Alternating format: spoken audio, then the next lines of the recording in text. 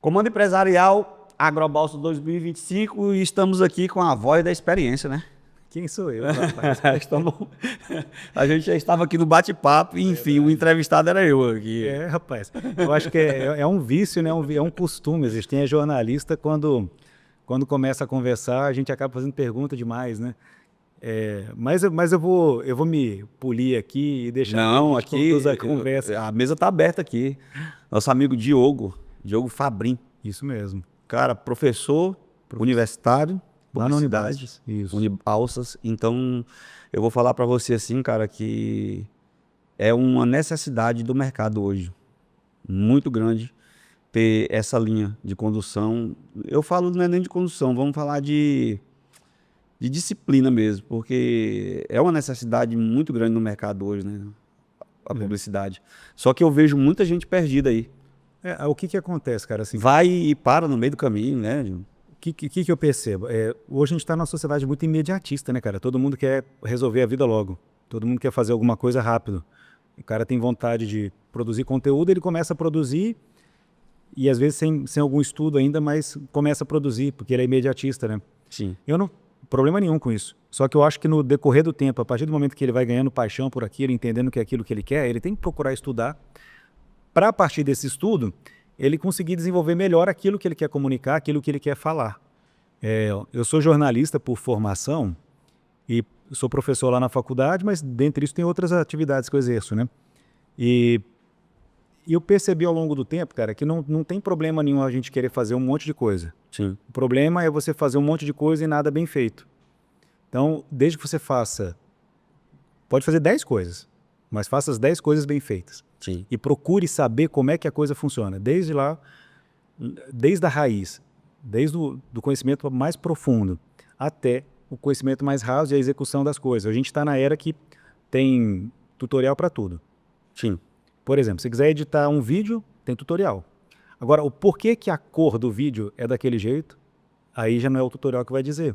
Aí aquilo ali, o que vai dizer aquilo é provavelmente qual que é o perfil de cor que ele usa, o tipo de gravação que ele está fazendo, qual que é a taxa de bitrate daquele vídeo, por aí vai. Mesma coisa na fotografia. Então, o conhecimento aprofundado é que faz a diferença. Como é que, por exemplo, eu quero escrever um roteiro, como é que é a linguagem do roteiro? As pessoas ignoram que hoje, para você escrever um texto jornalístico, ele tem uma característica de texto. Quando você for escrever um texto jornalístico para a internet, a característica de texto é diferente. A gente chama de pirâmide invertida no jornalismo, é o padrão de texto do impresso. Que ele faz aquele negócio que a gente chama de lead, né? Que é Sim. quem, quando, onde, porquê. No texto jornalístico padrão. No texto para a internet muda um pouco. Você tem que trabalhar uma headline, aí depois da headline você vai trabalhar, sei lá, um resumo do texto e a partir dele você volta trazendo o texto novamente, talvez até mencionando a headline, trazendo o restante das informações. Sim. E o que a gente está vendo hoje em dia nessa geração imediatista é que não procura esse tipo de conhecimento. E esse tipo de conhecimento ele faz diferença na hora que você começa a trabalhar com grandes profissionais e com grandes empresas. Porque as grandes empresas elas têm noção nos seus departamentos de comunicação ou quando tem agência que precisa ter esse processo para poder desenvolver o conteúdo. Um papo meio doido, né? Não é doido não, isso aí para mim é tranquilo, porque eu tô dentro desse jogo hoje. Eu falo hoje, Diogo, que a teoria ela é válida. E assim, é muito importante. Só que eu vejo o mais importante ainda é a execução de tudo, você executar as coisas. Então, na execução, você vai testando. As pessoas têm dificuldade de ler alguma coisa. Por exemplo, o cara vê uma teoria. Como é que se aplica aquela teoria na prática? Sim. É essa que é a maior dificuldade que muitos alunos têm. Eu vi aquilo, mas na prática, como é que realiza isso? E aí, na sala de aula, às vezes a gente dá o exemplo, mas o aluno assim não consegue absorver. A faixa etária dos alunos que vão para a faculdade hoje é na faixa de 19 a 22 anos, a média. Mas tem muitos alunos mais velhos também que vão para a faculdade e, naturalmente, esses que têm mais vivência, às vezes têm mais facilidade para absorver essas informações. Mas esse aluno que é mais novo, ele tem um pouquinho mais de dificuldade porque ele tem menos experiência de vida, ele tem menos, digamos assim, a gente evolui conforme aquilo que a gente vai acumulando de conhecimento. Sim. Então, um aluno de 20 anos, ele não tem ainda referência para poder absorver algumas informações, é porque ele veio do ensino médio, né? Ele não viveu na área. Aí quando você pega um aluno mais velho, eu lembro que você estava estudando há pouco tempo, você já devia ser um aluno que dava problema na sala de aula, porque com certeza você levantava a discussão. Sim. Porque você tem a sua vivência, você acaba... Todos nós somos reflexo daquilo, nós somos testemunhos da própria vivência. Sim. E a gente sempre usa a nossa vivência como exemplificação. E aí quando você usa a tua... Você vai buscar, se eu te ensinar alguma coisa, você vai buscar na tua vivência uma assimilação para aquela explicação fazer sentido. Sim. Né? E aí quando o aluno é mais novo, ele tem menos, então ele vai ter mais dificuldade. Mas isso não quer dizer que ele não seja capaz. Por isso que eu sempre falo para meus alunos, procurem ler, procurem buscar conteúdo, eles gostam de ver vídeo, veja vídeo, mas veja um vídeo que conta mais o aprofundado ali da coisa. Diogo, isso aí é um problema na vida de muitos e foi também um problema na minha vida, porque quando você conhece, meu irmão, você acha um problema. Porque você não vai escutar qualquer um, certo? Você começa a identificar pontos de referência e resultado nas pessoas. E isso é muito interessante, por quê? Porque isso aí faz você ganhar tempo. Porque você não vai escutar qualquer um. A pessoa precisa ter um resultado na vida.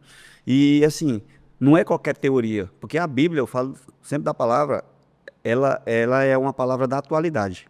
Só que são verdades passadas também, que só funcionou lá atrás. Hoje, muitas vezes, não funciona. Tem que entender aquilo como uma mensagem. Não, eu acho que eu, particularmente, eu não tenho o hábito de ler a Bíblia porque eu não fui criado num ambiente cristão. Sim. Eu sou de uma outra religião. Mas respeito muito e conheço várias pessoas que interpretam muito bem a Bíblia e eu acho que quem é cristão, de fato, tem que entender o que está na Bíblia. Sim. Mas o que eu penso assim, a Bíblia não pode ser usada como um manual de conduta, né?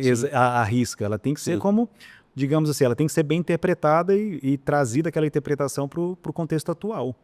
E às vezes a galera erra nisso daí. Mas vamos voltando aqui a esse papo da comunicação aqui. Sim. Então eu acho que assim, é legal a gente entender como é que é a raiz daquilo. Por que o negócio era daquele jeito?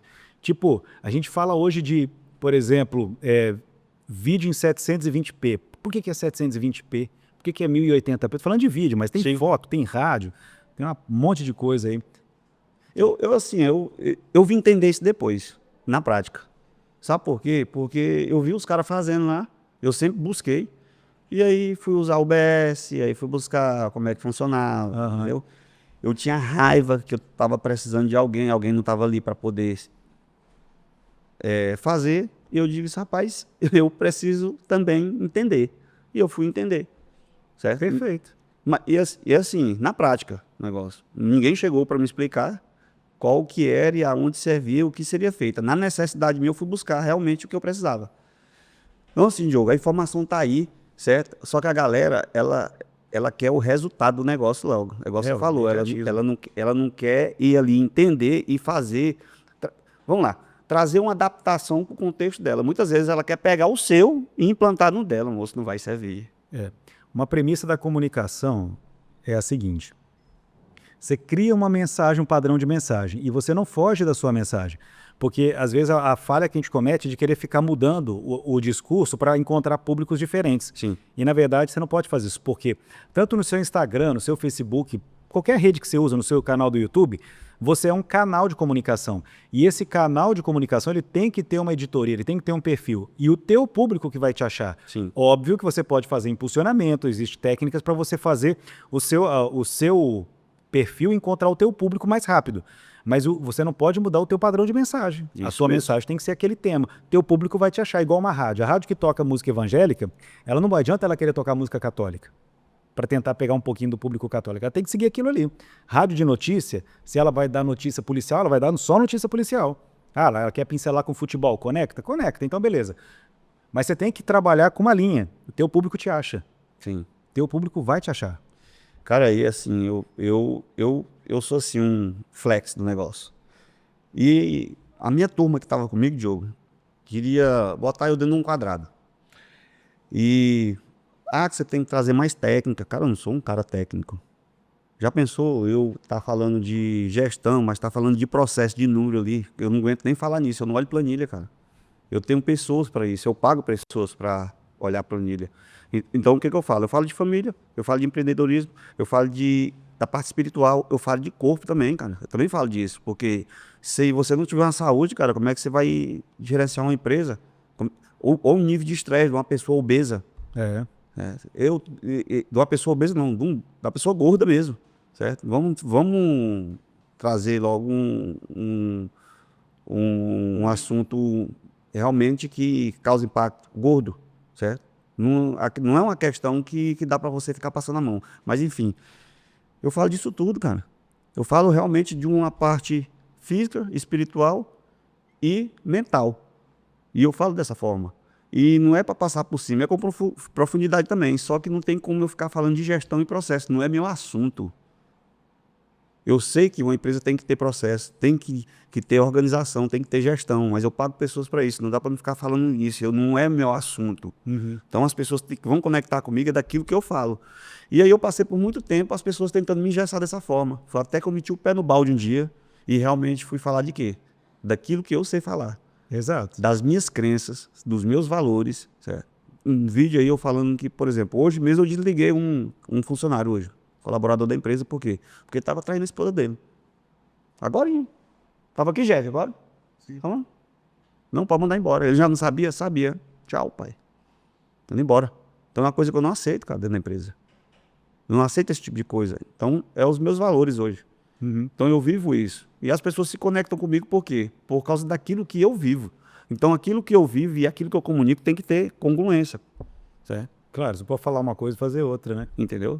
Então, por isso que muitas pessoas, elas demoram de crescer, e você sabe isso, esse assunto você entende mais do que eu, e você ensina isso hoje também, né? Dentro da parte da comunicação, da parte do marketing também.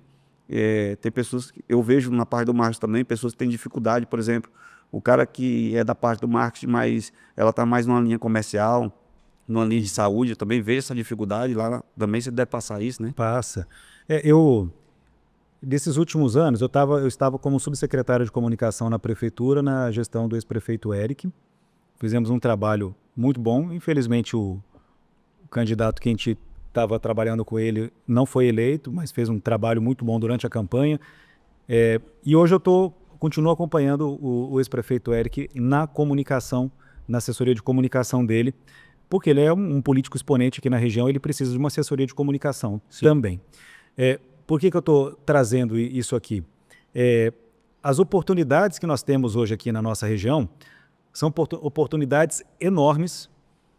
A cidade está crescente, está pujante. Hoje eu estou aqui no Agrobalsas também, colaborando na comunicação desse evento, que é o maior evento do agronegócio aqui no nosso estado, tentando entender qual que é a comunicação ideal para aqui, para esse espaço, porque cada um tem uma característica. Sim. Cada perfil é uma maneira de comunicar. E a gente acerta 100%? Com certeza não. Isso mesmo. Não tem como falar que acerta 100%, mas a gente tenta acertar o mais próximo possível. E não tem como fazer nada sozinho.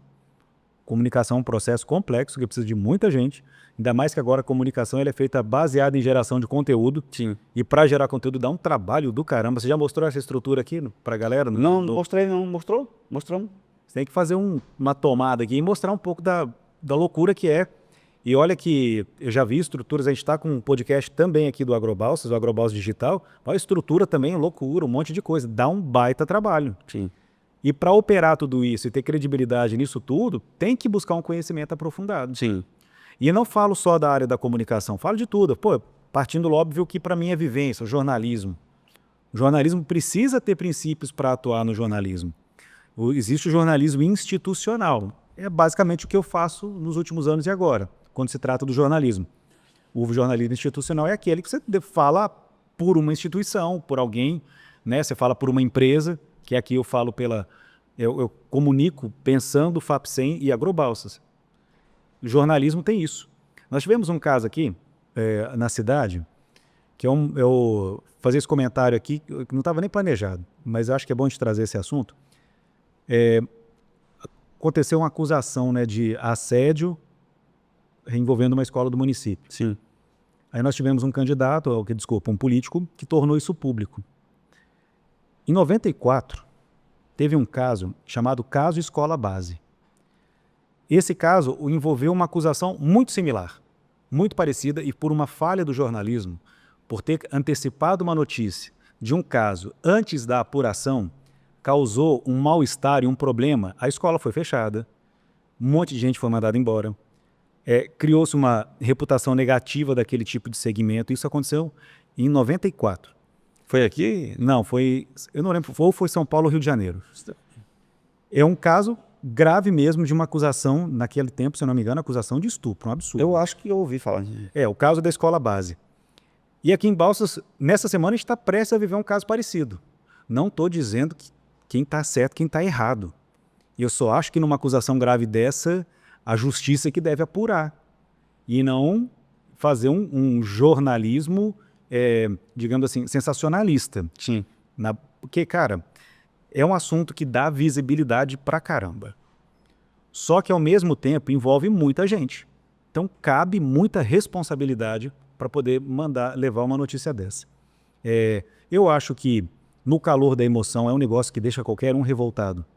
Poxa, você tá doido. Você ficar sabendo de uma acusação de assédio contra uma criança, revolta qualquer um. Deixa eu te fazer uma pergunta. É sobre o mesmo caso de zoofilia que estava tendo? Não, não. É um caso que teve envolvendo uma escola do município aqui da cidade. Aí teve uma acusação de... Na verdade, o político, né, o deputado, ele recebeu uma denúncia e deu voz para essa denúncia. O deputado, não estou falando que ele fez errado em ter recebido a denúncia. Só que o que é fato, que tem que levar em conta nisso, é que tem que entender que tudo tem dois lados, né? Sim. E cabe à justiça fazer isso. A pessoa que está sendo acusada pode estar, de fato, completamente errada. Quem sou eu para julgar? Eu só acho que as coisas estão antecipando. Eu estou trazendo esse exemplo só para a gente entender como é que na era da informação, todo mundo querendo dar a notícia, Isso. às vezes o cara está tentando fazer justiça por um e é injusto com o outro. Não estou dizendo que a pessoa é inocente de forma alguma, que quem vai dizer isso é a justiça, não é a gente. E não deve ser... Entendi o que você está falando. Entendeu? Entendi. No caso da escola base, que aconteceu em 94, foi a mesma coisa. E tem que ter cuidado, né? Porque se você não tem certeza, aí é caso de processo, né? E eu acho que infelizmente pode chegar nesse ponto. Não sei quem está certo e quem está errado e nem quero saber. Quem vai saber disso é a justiça. Eu só acho que, em termos de comunicação, uma informação como essa tem que ser muito bem pensada, porque ela vai causar um dano muito grande, né, em todos os envolvidos. Diogo, você já passou por alguma situação dessa aí, de realmente estar enganado, se antecipar? Não, a minha maior vivência no jornalismo, ela é ligada à comunicação institucional. Sim. Então acaba que a gente não tem muito esse tipo de problema, porque as apurações nossas, elas são todas... Porque quando você pensa em jornalismo, você tem várias... Por exemplo, você tem vários eixos de investigação, de apuração. Eu sempre trabalho com o mesmo tipo de eixo, que é olhando para dentro da instituição, daquilo que eu estou vivendo, entendeu? Certo. Óbvio que tem os momentos que a gente tem que gerenciamento de crise existe também dentro do jornalismo, né? Principalmente do jornalismo institucional.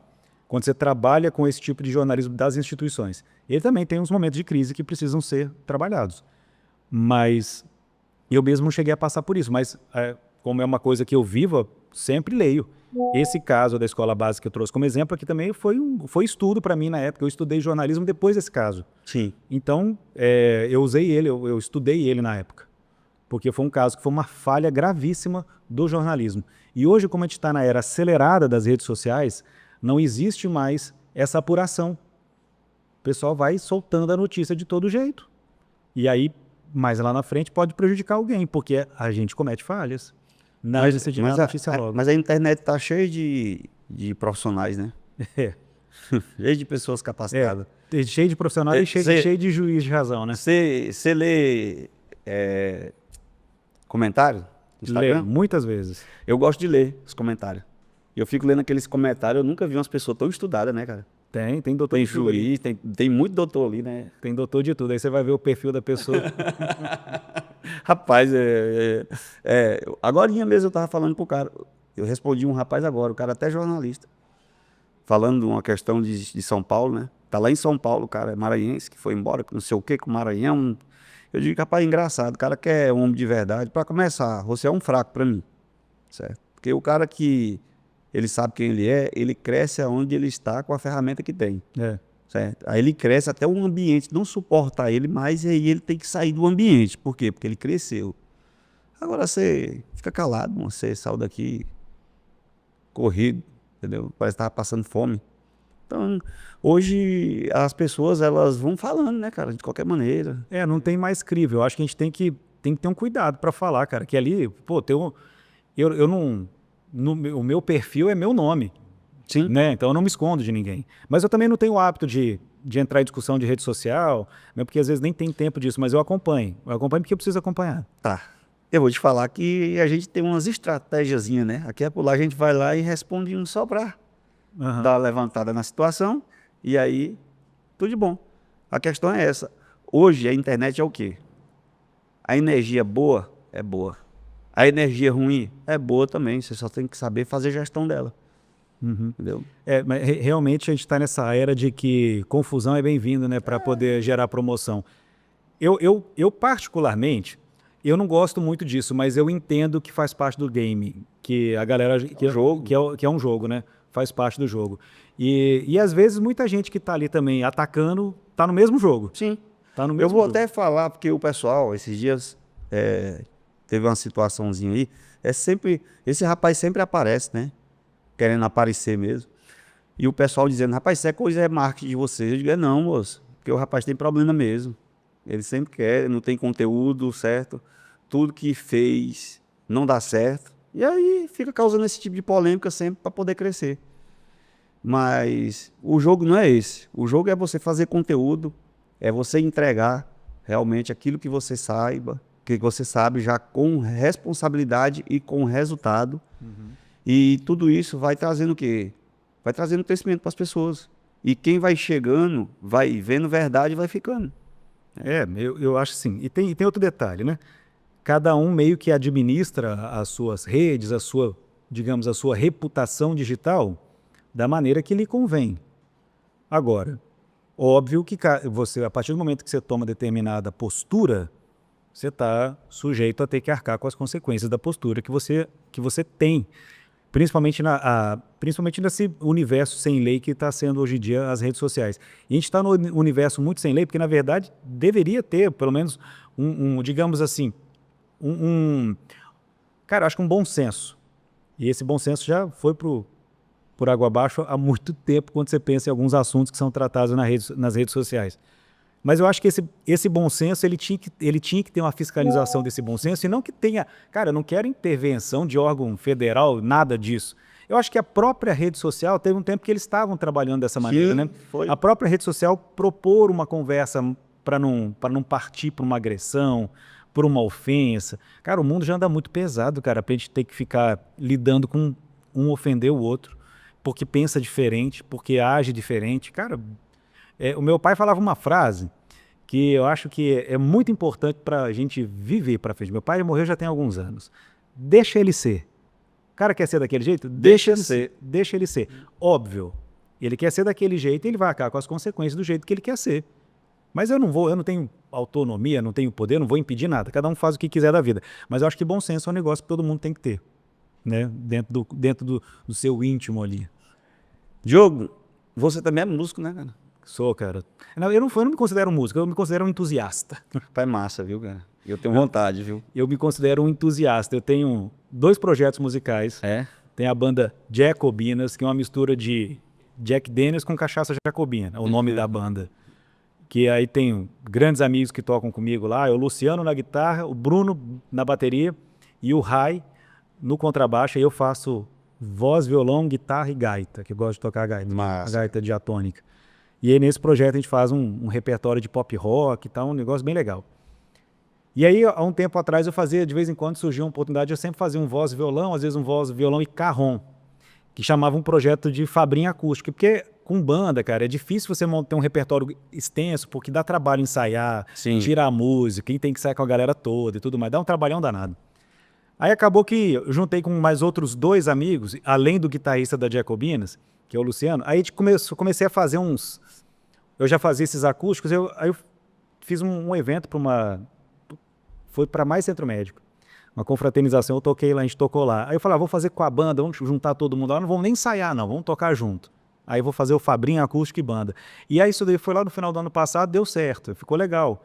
E aí é mais ou menos a mesma onda de tocar voz e violão, só que aí os caras vão me acompanhando. E é um negócio que a maioria das vezes acontece sem ensaio, mas são músicas que a gente já conhece. Sim. E cada vez sai de um jeito. Aí nesse projeto já é outra formação. Aí vai ser eu voz e violão, o Luciano, que também toca no projeto da Jacobinas, aí muda o baixista, que é o Heleno, que gosta dessa brincadeira de poder tocar qualquer coisa. Ah, deu vontade, toca essa aí. Você sabe? Não sei, então essa. É massa. Aí sai na hora. E na bateria tá o Luan, que também é doido desse jeito assim. Então é um projeto que é mais certinho, né? Sim. Tem um repertório definido, a gente usa fone de ouvido bonitinho, né? Que é o da Jacobinas, e outra proposta que é o do Fabrinho Acústico, que agora é banda, né? Que esses caras me acompanham aí fazendo um som. E é minha diversão. Eu não tenho o hábito de frequentar bar, boteco, beber assim. Quando eu bebo, a maioria das vezes é em casa ou na casa de algum amigo. E não é tão frequente também. Então eu não tenho muitos vícios, não jogo videogame, gostava antigamente, mas hoje em dia eu não jogo videogame, meu hobby hoje é tocar Tocar, com cara. essa galera aí que eu toco. Massa. E a gente tem um cenário, uma cena muito musical em Balsas muito grande, cara, que a gente, tem hora que a gente nem dá conta de, quando a gente percebe, fala, cara, é muita gente, é gente do forró, é gente do rock, é gente do hip hop. Balsas tem uma cena musical Tem. grande, às vezes a gente não percebe, cara, mas tem uma galera. Tem sim. Se for juntar, dá uma turma grande. A galera do gospel, bicho, é muita gente, é uns caras bons. Tem uns guitarristas, baterista, baixista desse Tem uns mundo. bateristas que faz zoada aí. Tem. Baterista é bicho que só faz zoada. Só faz zoada. Baterista é bicho barulhento. Meu sonho era tocar bateria quando era mais novo, mas minha mãe não deixava eu ter uma bateria em casa. Eu também não tinha, na época, eu não tinha nem condição de ter uma bateria, mas que bateria é um instrumento caro. A bateria lero-lero aí, se você vai comprar uma bateria usada, ruim, é R$2.000. Ruim, usada. Bateria é um instrumento caro. Violão não. Violão com 400 conto você compra um violão mais ou menos para aprender, né? Aí, Eu tô agora nessa pegada do violão aí, pra aprender. Ó o professor ali. É mesmo. Tá bom de professor. O professor tá dentro de casa. É bom, né, cara? Cara, é uma terapia. Isso é bom. Eu gosto. Eu tenho... Meus instrumentos ficam pendurados no meu escritório lá em casa. E volta e meia, tô fazendo alguma coisa. Tem um lance, cara, no processo criativo, que eu escrevo, né? Eu preciso escrever roteiro às vezes algum texto eu tenho que escrever, e no processo criativo tem hora que tem o tal do ócio criativo, que é o momento que você tem que desapegar, sair daquilo para as ideias virem, né? Isso mesmo. E no meu momento de ócio criativo, a maioria das vezes eu pego ou o violão, a guitarra e passo uma música ou outra ali. Eu tento fazer um exercício de escala, que eu sou doido para aprender a solar direito, mas não consigo. O guitarrista que toca comigo, o Luciano, ele frita no braço da guitarra, eu não dou conta. Cara, assim, eu tô dando uma organizada aí, e aí eu vou dar uma mais organizada no escritório nosso lá. E tem um ambiente lá que eu quero fazer só pra isso. Botar uma sinuca lá, um sofá, um videogame lá, entendeu? Tem que, cara, isso daí é uma prática muito comum nos co-works dessas fintechs que tem, da galera do Vale do Silício. Eu lembro que quando montei minha primeira agência embrionária, ainda começando a lidar com publicidade, eu tinha um sócio na época, a gente colocou uma madeira no escritório, um madeirite, forrou lá, compramos um alvo profissional de dardo, e comprava os dardos na internet, porque é um negócio que não vende em qualquer lugar. Tem que comprar o dardo bom mesmo, não tem. Tem que comprar na internet. Aí ficava brincando lá, aprendi isso, porque o dardo não é só você jogar na bolinha lá, não. Você tem que fazer a pontuação da regra, né? Sim. Que eu acho que tem 301 ou 501. Se você estourar, zerou. Se você, entendeu? Aí você tem tantas chances de fazer aquela pontuação. E aí você vai fazendo lá quem que é os campeões de cada rodada. Massa. Era massa. Mas depois que eu mudei para o Maranhão, não cheguei a brincar com dardo, mas era divertido. Isso é bom, cara. Isso aí aumenta um número de produtividade hoje. Porque você tem um espaço para descansar a mente, que a mente cansa, cara. Sim. Enquanto você está ocupado ali, a mente cansa tanto quanto. O corpo, talvez você correr. Eu estava tentando correr dia desse, o máximo que eu consegui correr foi 6, 7 quilômetros. Então você tá... Não, mas eu estava bem. Agora esses dias eu tô meio ocioso, eu tô parado. Mas eu estava correndo legal. Eu estava quase 5 quilômetros por dia, um período aí. Aí, rapaz, é tanta correria na vida que já tem uns dias que eu tô devendo essas corridas para mim mesmo.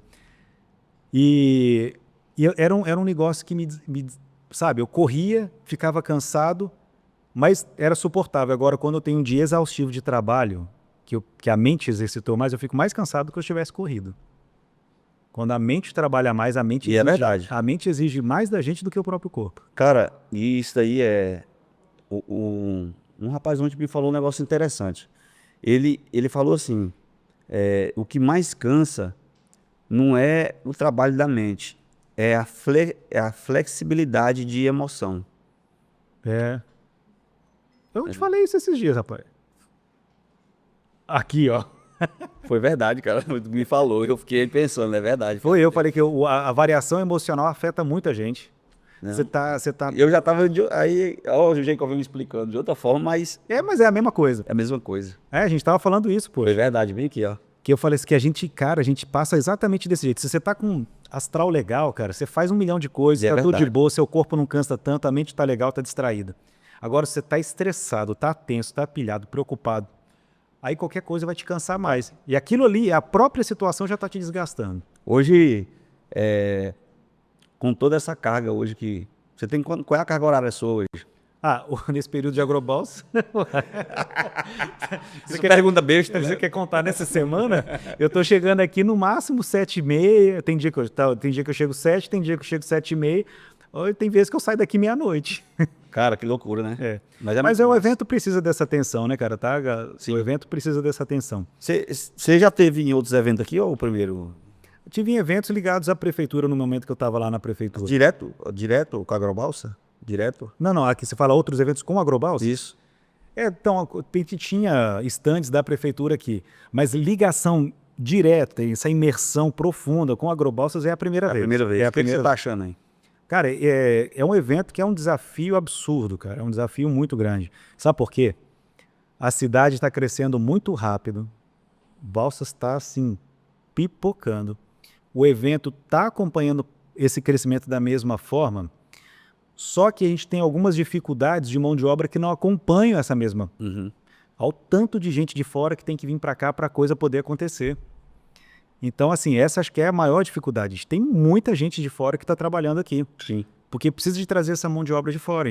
Eu falo até mesmo na comunicação, tem uma equipe do Fredson, que é nosso amigo aqui, que tem uma produtora também. Cara, ele tá com a galera fotografando aqui e filmando, gerando conteúdo para o Agrobalsas Digital. É muita gente que precisa. Então, o evento ele é um evento gigantesco. E eu confesso que eu tive a percepção melhor do evento depois, trabalhando aqui dentro. Porque eu estou aqui já tem algum tempo, vamos fazer 4 meses já que eu estou acompanhando esse processo de comunicação, que é uma construção constante. Como diz o próprio tema do Agrobalsas, né? Construindo pontes, essa construção da comunicação é constante. É uma ponte por dia que tem que construir. Sim. Até chegar no dia do evento. E depois do evento não acaba também, não. Pra você ter uma ideia, o evento tecnicamente acaba na sexta, mas nós temos atividade até no domingo no curral, com as vendas dos animais que estão sendo comercializados lá. Ainda tem a corrida, né, a Corrida Sem Fronteiras, que acontece no domingo, que é fruto do Agrobalsas, né, fruto dessa movimentação. E depois disso ainda tem toda a curadoria de tudo que foi gerado de informação aqui dentro. Isso aqui vai entrar dentro da nossa curadoria, porque nós estamos aqui no ambiente do Agrobalsas. Sim. Na FAPSEM gerando esses podcasts.